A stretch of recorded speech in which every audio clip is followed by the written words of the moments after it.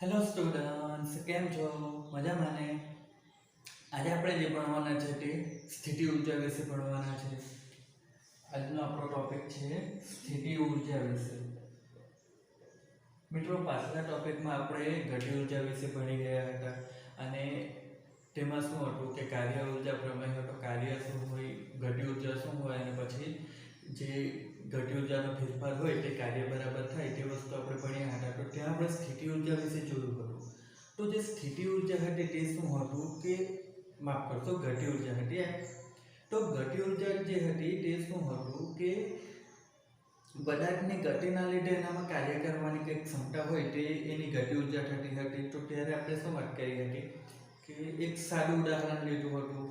પદાર્થ ગતિમાં હોય ત્યારે એની કંઈક કાર્ય કરવાની ક્ષમતા બને તેની ગતિ ઊર્જા થાય. તો પદાર્થ જે રીતે પોતાની કંઈક સ્થિતિ ધરાવતો હશે જેના લીધે એનામાં કંઈક કાર્ય કરવાની ક્ષમતા આવે તેને કહેવાશે સ્થિતિ ઊર્જા. બરાબર. ઊર્જા શું છે કે પદાર્થની કાર્ય કરવાની કંઈક ક્ષમતા છે. બરાબર. તો સ્થિતિ ઊર્જાનો મતલબ શું થશે કે પદાર્થની કંઈક સ્થિતિ હશે તે સ્થિતિના આધારે એની કાર્ય કરવાની કંઈક ક્ષમતા હોવાની છે. બરાબર. તો તેને જ આપણે શું કહીશું? પદાર્થની સ્થિતિ ઊર્જા.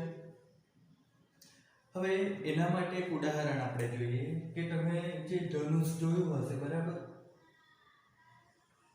તો આ ધનુષમાં જે આ દોરી બાંધેલી હોય છે એ દોરીને શું કરવામાં આવે છે કે આ જે દોરી છે એને શું કરવામાં આવે? આ રીતે પાછળ ખેંચવામાં આવે. એટલે શું થાય છે કે એ દોરી કંઈક ખેંચાણ અનુભવે છે. એ પોતાની સ્થિતિ શું થાય છે કે જે શરૂઆતમાં સ્થિતિ હતી તેના કરતાં કંઈક એના પર કાર્ય થાય છે. આ દોરી શરૂઆતમાં આ રીતે છે તો એને શું કરવામાં આવે છે? ખેંચીને પાછળ તરફ ખેંચવામાં આવે છે. એટલે એના ઉપર કંઈક કાર્ય કરવામાં આવે છે. તો એ જે કાર્ય કરવામાં આવે છે તે કાર્ય શું થાય છે કે એમાં સંગ્રહ પામવામાં આવે છે ઊર્જા તરીકે.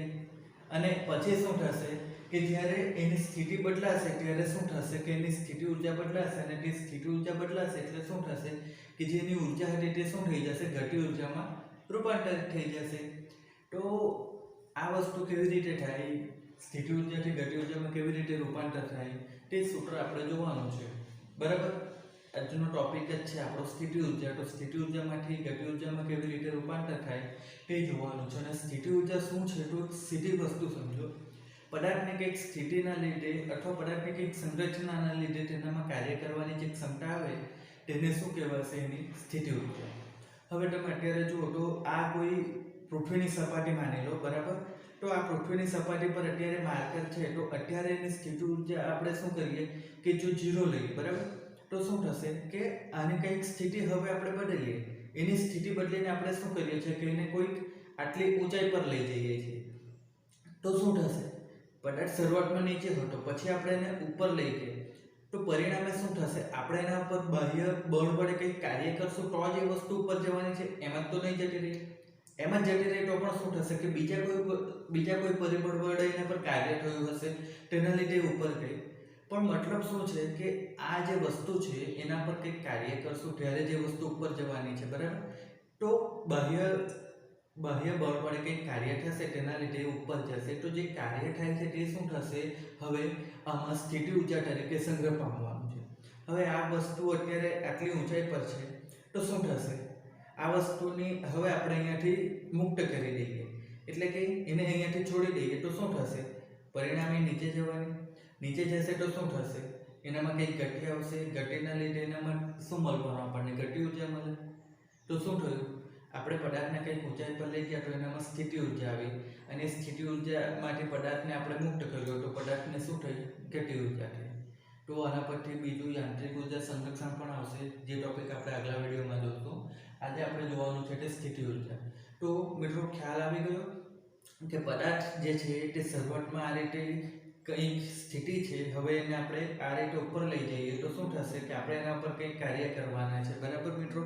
તો એ કાર્યના લીધે શું થશે કે એનામાં કંઈક ઊર્જા સંગ્રહવાની છે, જે ઊર્જાને કહેવાશે સ્થિતિ ઊર્જા. અથવા તમે આને એમ પણ લખી શકો, સંગ્રહિત ઊર્જા. હવે એ ઊર્જા કેવી રીતે સંગ્રહવાની? તો આપણે એના પર કંઈક કાર્ય કરીશું જેના લીધે એમાં ઊર્જા સંગ્રહવાની છે. બરાબર. જોયું? આ રીતે અત્યારે નીચે છે, હવે એને ઉપર લઈ જવી હોય તો એની કઈ સ્થિતિ બદલાવાની છે. તો તેના લીધે શું થશે કે એનામાં કંઈ કાર્ય કરવાની ક્ષમતા આવવાની. કેવી રીતે? તો જુઓ કે અત્યારે નીચે હતી તો વજન જ રાખતો હતો, પરંતુ આ વસ્તુને તમે ઉપરથી નીચે છોડી દો તો શું થશે? પડી જશે. પડી નહીં જશે, મતલબ તમે જુઓ કે એનામાં ગતિ ઉર્જા આવવાની તો કંઈ કાર્ય કરવાની ક્ષમતા થઈ ગઈ ને, તો એટલે શું કહેવાશે કે પદાર્થ પર કંઈક કાર્ય કરીએ ત્યારે શું થશે કે એના પર જે આપણે કાર્ય કરીએ તે એમાં ગતિ ઉર્જા તરીકે સંગ્રહ પામતું હોય છે. તો તે સ્થિતિ ઉર્જા બનવાનું છે. હવે આને આપણે સમજવું હોય તો માની લો કે આપણી પાસે આ સપાટી છે, એના ઉપર આપણે કોઈ m દળનો પદાર્થ લઈએ. તો આ જે m દળનો પદાર્થ છે એ પદાર્થ શું થવાનું છે કે એના ઉપર નીચે તરફ શું થવાનું છે? g જેટલું ગુરુત્વાકર્ષણ બળ જ લાગતું રહેવાનું હોય છે. બરાબર? પદાર્થ ઉપર જશે પરંતુ એના પર ગુરુત્વાકર્ષણ બળ નીચે તરફ લાગવાનું છે, તો તેના લીધે ગુરુત્વ પ્રવેગ પણ નીચે તરફ આવવાનો છે. તો હવે સ્થિતિ ઉર્જા જે છે તે શું થવાનું છે? તો ધારો કે m દળનો પદાર્થ જેના પર g જેટલું ગુરુત્વાકર્ષણ બળ લાગતું હોય, તો અહીંયા શું છે કે જે પદાર્થ છે તેને આપણે શું કરવાના છે કે કોઈ h ઊંચાઈ સુધી આપણે એને લઈ જવાના છે. તો શું થશે કે જે h ઊંચાઈ જે છે તે ઊંચાઈને શું કરવામાં આવે છે કે જે પૃથ્વીની ત્રિજ્યા હોય તેની સાપેક્ષમાં ઘણી ઓછી લેવામાં આવે છે. તો એનો મતલબ શું થશે કે પૃથ્વીની ત્રિજ્યા 6600 કિલોમીટર છે, તો તેની સાપેક્ષમાં આપણે 1-2 કિલોમીટર લઈ જઈએ તો તે શું થશે? બહુ ઓછું કહેવાય. તો એ શું થવાનું છે કે પૃથ્વીનો જે ગુરુત્વ પ્રવેગ છે એમાં કોઈ જાતનો ફેરફાર નથી કરતો. હવે આ પૃથ્વીના ગુરુત્વ પ્રવેગમાં પણ ફેરફાર થાય તો એ વસ્તુ તમે ચેપ્ટર 8 માં ડિટેલમાં ભણશો. બરાબર? તો અહીંયા શું થશે હવે કે આ પદાર્થ જે છે તેને આપણે h ઊંચાઈ સુધી લઈ જવાના છે. બરાબર? તો પરિણામે અહીંયા શું થશે કે આપણે આ પદાર્થ પર કંઈક કાર્ય કરવાના হবে. બરાબર? આ વસ્તુ આ રીતે અત્યારે છે તો એના પર ગુરુત્વાકર્ષણ લાગી રહ્યું છે. હવે એ વસ્તુને આપણે શું કરવાના છે કે આ રીતે કંઈક ઊંચાઈ પર લઈ જવાના. તો અહીંયા શું થશે તમે જુઓ તો આપણે જ્યારે કાર્યની વાત કરેલી ત્યારે આપણે શું કરેલું? આડી દિશામાં કંઈક કાર્ય થાય એ રીતે વાત કરતા હતા. તો અત્યારે શું છે? ઊભી દિશા એટલે કે ઊર્ધ્વ દિશા. બરાબર? ત્યારે આપણે સમક્ષિતિજની વાત કરેલી હતી, તો અત્યારે આપણે ઊર્ધ્વની વાત કરી. તો શું થવાનું છે કે આપણે અહીંયા જોશું તો જે કાર્ય થવાનું છે તો કાર્ય માટે વ્યાખ્યા શું છે કે બળ ગુણ્યા સ્થાનાંતર અને cos થીટા. હવે તમે અહીંયા જુઓ તો શું થશે કે આપણે બાહ્ય બળ આપીએ છીએ કે ઉપર તરફ આપીએ છીએ અને પદાર્થનું સ્થાનાંતર જે છે તે પણ ઉપર તરફ થાય છે. બરાબર? તો થીટા કેટલો આવશે? 0 આવશે. હવે તમે અહીંયા જુઓ તો બળ જે છે તે બળ શું થવાનું છે? દળ ગુણ્યા પ્રવેગ હોય, ન્યૂટનનો બીજો નિયમ. તો પ્રવેગ અહીંયા ગુરુત્વ પ્રવેગ છે એટલે આપણે શું કરીએ છીએ? m * g લઈએ. b એટલે શું થશે? સ્થાનાંતરની વાત હોય તો અહીંયા આપણે શું કરીશું કે જે સ્થાનાંતર છે તે આપણે ઊંચાઈના સંદર્ભમાં લઈએ છીએ એટલે mg અને h થવાનું છે. હવે અને cos થીટા કેટલું છે? તો 0 એટલે 1 થઈ ગયું. એટલે આપણને અહીંયા શું થવાનું છે કે બાહ્ય બળ વડે થતું કાર્ય કેટલું મળશે? mg h જેટલું. બરાબર? તો આ શું થયું?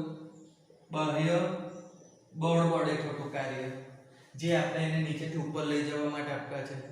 તો શું થશે કે ગુરુત્વ બળ વડે થતું કાર્ય, તો તે કાર્ય શું આવવાનું છે? w બરાબર શું થશે? -mgh થશે. બરાબર? બાહ્ય બળ વડે થતું કાર્ય એ શું હોય છે કે ક્ષેત્ર બળ વડે થતા કાર્ય કરતા વિરુદ્ધ હોય છે, મૂલ્ય તેટલું જ રહે છે. બરાબર? તો mgh બાહ્ય બળ વડે થતું કાર્ય છે તો ગુરુત્વ બળ વડે થતું કાર્ય -mgh થઈ ગયું. તો હવે આપણે શું કરીશું અહીંયા કે આ જે આપણને w = -mgh મળે છે. બરાબર? તો આ જે -mgh મળે છે એ જ સ્થિતિ ઊર્જા થવાની છે. ગુરુત્વ બળ વડે થતું જે કાર્ય છે શું છે? -mgh. એ જ કાર્ય શું થવાનું છે કે પદાર્થમાં સ્થિતિ ઊર્જા તરીકે સંગ્રહ પામવાનું છે. તો સ્થિતિ ઊર્જાને v તરીકે બતાવવામાં આવે છે અને અહીંયા તમે જોશો પ્રવેગ તો સરખો જ રહે છે, બદલાશે શું કે પદાર્થની ઊંચાઈ. આપણે કોઈ વાર આટલી ઊંચાઈ પર લઈ ગયા, કોઈ વાર આટલી ઊંચાઈ પર લઈ જશું તો ઊંચાઈ બદલાય છે, એટલે ઊંચાઈના સંદર્ભમાં આપણે સ્થિતિ ઊર્જાને લખીએ તો Vh શું થશે -mgh. આ પદાર્થની સ્થિતિ ઊર્જા થવાની છે. અને સ્થિતિ ઊર્જા એ શું છે તો ગુરુત્વ બળ વડે થયેલા કાર્યનું ઋણ મૂલ્ય જ છે. એનો મતલબ શું થશે કે આપણે જે કાર્ય કરતા છે તે જ એકચ્યુઅલી એમાં સ્થિતિ ઊર્જા તરીકે સંગ્રહ પામ્યું છે. હવે તમે અહીંયા જોશો તો આપણે શું કરીશું કે જે સ્થિતિ ઊર્જા છે તેનું h ની સાપેક્ષે વિકલન લઈએ તો આપણે આને શું લખી શકીએ dVh/dh. તો તેના બરાબર આ તરફ આપણને શું મળવાનું છે m * g જેટલું મળવાનું છે. હવે જો આપણે એના બરાબર આ જે મૂલ્ય મળવાનું છે તેને આપણે ઋણ લઈએ તો એ મૂલ્ય શું થવાનું છે તો એ મૂલ્ય મિત્રો આપણને F મળશે, કયું ગુરુત્વ બળ મળવાનું છે. એનો મતલબ શું થશે કે જે ગુરુત્વ બળ છે તે શું થવાનું છે તો -mgh અથવા -dV/dh તરીકે આપણને મળવાનું છે. કારણ કે ગુરુત્વ બળ એ શું હોય છે નીચે તરફ લાગતું હોય છે, જ્યારે આપણે જે કાર્ય કર્યું તે ઉપર તરફ, એટલે બળ વિરુદ્ધ દિશામાં લાગ્યું છે એટલે માઈનસ આવવાનું છે. તો આ આપણને શું થયું ગુરુત્વ બળ મળી ગયું છે. હવે આપણે જોઈએ કે કોઈ પદાર્થનો v જેટલો વેગ હોય અને તે માફ કરશો u જેટલો વેગ હોય અને v અંતિમ વેગ પ્રાપ્ત કરે ત્યારે એ d જેટલું સ્થાનાંતર કરતો હોય તો શું થશે કે 2ad v² - u². આ શું થશે અચળ પ્રવેગી ગતિનું ત્રીજું સમીકરણ છે. તો હવે આપણે આ જે વસ્તુ છે આપણે અત્યારે જે જોયું કે કોઈ પદાર્થને આપણે h ઊંચાઈ પર લઈ ગયા છે. હવે જો આપણે એ પદાર્થને ત્યાંથી મુક્ત કરી દઈએ તો શું થશે h ઊંચાઈ પરથી કોઈ પદાર્થને આપણે મુક્ત કરી દઈએ તો ત્યારે શું થશે કે માની લો એનો અંતિમ વેગ v છે તો એ v થશે, પરંતુ શરૂઆતનો વેગ શું થશે 0 થઈ જશે, કારણ કે આપણે પદાર્થને મુક્ત કરતા છે. તેના બરાબર શું થશે કે 2a ના સ્થાન પર શું આવશે g આવશે અને d ના સ્થાન પર h આવશે. એટલે અહીંયાથી તમે જુઓ તો આપણને શું મળશે v² = 2gh મળે છે. હવે બંને તરફ આપણે શું કરીશું m/2 વડે ગુણી લઈએ તો આ શું થશે 1/2mv². તેના બરાબર આ શું થવાનું છે તો 2 કેન્સલ એટલે mgh. આ મિત્રો શું બતાવે છે 1/2mv² mgh. તો આ વસ્તુ શું બતાવે છે કે જ્યારે કોઈ પદાર્થને આપણે ઉપરથી મુક્ત કરી દઈએ છીએ તો એની સ્થિતિ ઊર્જા ગતિ ઊર્જામાં રૂપાંતરિત થઈ જાય છે, બરાબર. એટલે આપણે જોયું છે કે આ પદાર્થ કોઈ h ઊંચાઈ પર આવ્યો તો એની કઈ સ્થિતિ ઊર્જા હતી. હવે પદાર્થને આપણે મુક્ત કરી દઈએ તો એ શું થયું ગતિમાં આવ્યો છે તો એની જે સ્થિતિ ઊર્જા હતી તે જ ગતિ ઊર્જામાં રૂપાંતરિત થઈ ગઈ. હવે એની સ્થિતિ ઊર્જા ક્યાં આવી તો એ સ્થિતિ ઊર્જા કેવી રીતે આવે તો પદાર્થને h ઊંચાઈ પર જવા માટે શું કરવામાં આવે કે તેના પર બાહ્ય ક્ષેત્ર વડે કંઈ કાર્ય કરવામાં આવે. એ કાર્ય પદાર્થમાં શું થાય છે કે સ્થિતિ ઊર્જા તરીકે સંગ્રહ પામતું હોય છે. એટલે શું થશે કે જ્યારે પદાર્થ ઉપરથી મુક્ત કરશો તો એ સ્થિતિ ઊર્જા ફરી ગતિ ઊર્જા સ્વરૂપે સંગ્રહ પામવા મુક્ત થશે. હવે સંગ્રહ પામેલી ગતિ ઊર્જા સ્થિતિ ઊર્જા શું થશે તો સંગ્રહ પામેલી સ્થિતિ ઊર્જા એ શું બતાવે છે આપણને કે કોઈ પદાર્થ h ઊંચાઈ પરથી જ્યારે મુક્ત થાય છે ત્યારે એ જમીનને અડકે તો ત્યારે એને કંઈક ગતિ ઊર્જા પ્રાપ્ત કરેલી હશે. તે ગતિ ઊર્જા આપણને શું થશે તો એની શરૂઆતની જે સ્થિતિ ઊર્જા હતી તેના બરાબર જ આપણને મળવાની છે mgh જેટલું. હવે અહીંયા આપણે બીજી એક વસ્તુ શું જોવાનું છે કે આપણને બળ જે છે તે બળ આપણને કેવી રીતે મળે તો આ ગુરુત્વ બળની વાત કરીએ તો -dV/dh, બરાબર. આ રીતે આપણને મળે છે બળ. તો અહીંયા શું થશે મિત્રો તમે જુઓ તો કે પદાર્થની જે સ્થિતિ ઊર્જા છે, બરાબર, એ સ્થિતિ ઊર્જા શું છે ઊંચાઈ પર આધારિત છે. તો પદાર્થને આપણે શું કરવાનું છે કે કોઈ પણ માર્ગે, બરાબર, આપણે આ પદાર્થને અહીંયાથી h ઊંચાઈ પર લઈ જઈએ છીએ અથવા તમે આ રીતે જુઓ કે પદાર્થને આપણે અહીંયાથી આટલી કોઈ h ઊંચાઈ પર લઈ જઈએ છીએ. હવે એ વસ્તુને આપણે સીધી નહીં લઈ જતા આ રીતે વાંકા ચોકા માર્ગે પણ આપણે લઈ જઈએ છીએ, પરંતુ લઈ જઈએ છીએ ક્યાં કે h ઊંચાઈ પર જ હોય. તો શું થશે? બંને કિસ્સામાં પદાર્થની જે સ્થિતિ ઊર્જા હોવાની તે કેવી થશે? સરખી જ થશે ને, કારણ કે સૂત્ર શું છે? mgh, બરાબર. એટલે તમે પદાર્થને આ રીતે લઈ ગયા હશો, પરંતુ એની જે ઊંચાઈ હશે, બરાબર, તે કેટલી હશે? h જેટલી. તો શું થશે કે એની સ્થિતિ ઊર્જા mgh જેટલી જ બનવાની છે. પછી તમે એને આ માર્ગે લઈ જાઓ કે આ માર્ગે લઈ જાઓ.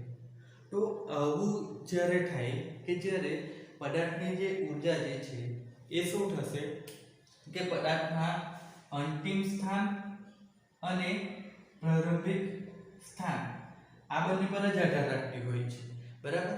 પદાર્થના વેગ પર કે માર્ગ પર આધાર રાખતી નથી, બરાબર. એમ જ થયું ને.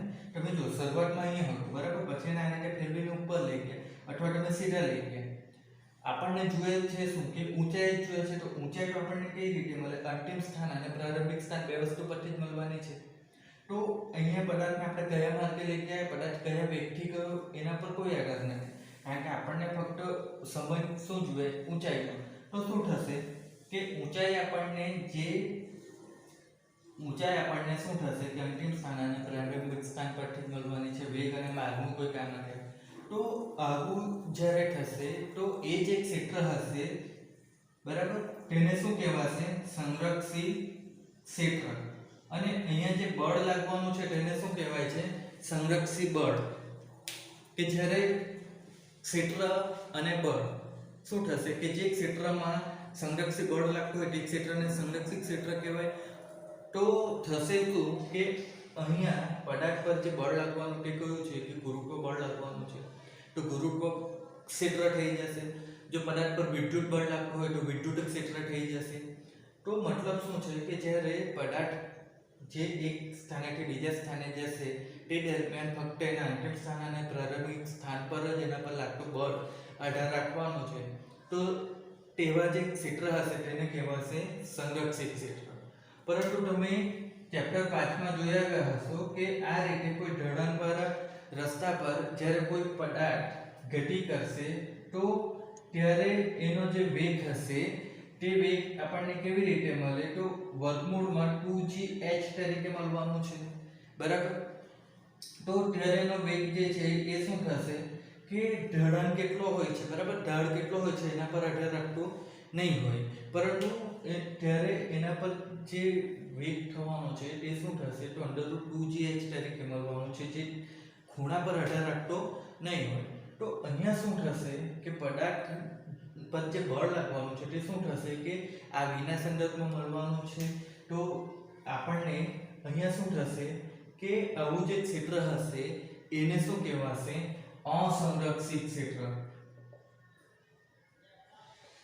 અને અહીંયા બળ કયું લાગતું હોય છે? તો અહીંયા બળ લાગે છે તે ઘર્ષણ બળ છે. તો ઘર્ષણ બળ એ કેવું કહેવાશે? અસંરક્ષિત બળ કહેવાશે. અને જે ક્ષેત્રમાં લાગતું હશે ઘર્ષણ બળ તે ક્ષેત્રને શું કહેવાશે? અસંરક્ષિત ક્ષેત્ર કહેવાશે. તો આ બે વસ્તુ તમારે સમજવાની હતી. અસંરક્ષિત ક્ષેત્ર એટલે જ્યારે પદાર્થના અંતિમ સ્થાન અને પ્રારંભિક સ્થાન સિવાય પદાર્થના વેગ પર પણ બળ આધાર રાખતું હોય તો તે અસંરક્ષિત ક્ષેત્ર કહેવાશે. જ્યારે પદાર્થના અંતિમ સ્થાન અને પ્રારંભિક સ્થાન ફક્ત એના પર જ બળ આધાર રાખતું હોય તો તે શું કહેવાશે? સંરક્ષિત ક્ષેત્ર. અને તેમાં જે લાગે તે બળ સંરક્ષિત બળ કહેવાશે. તો આજના વિડીયોમાં મિત્રો આપણે અહીંયા પૂરું કરીએ છીએ. આવતા વિડીયોમાં આપણે આંતરિક ઊર્જાનું સંરક્ષણ કેવી રીતે થાય તેના વિશે જોઈશું.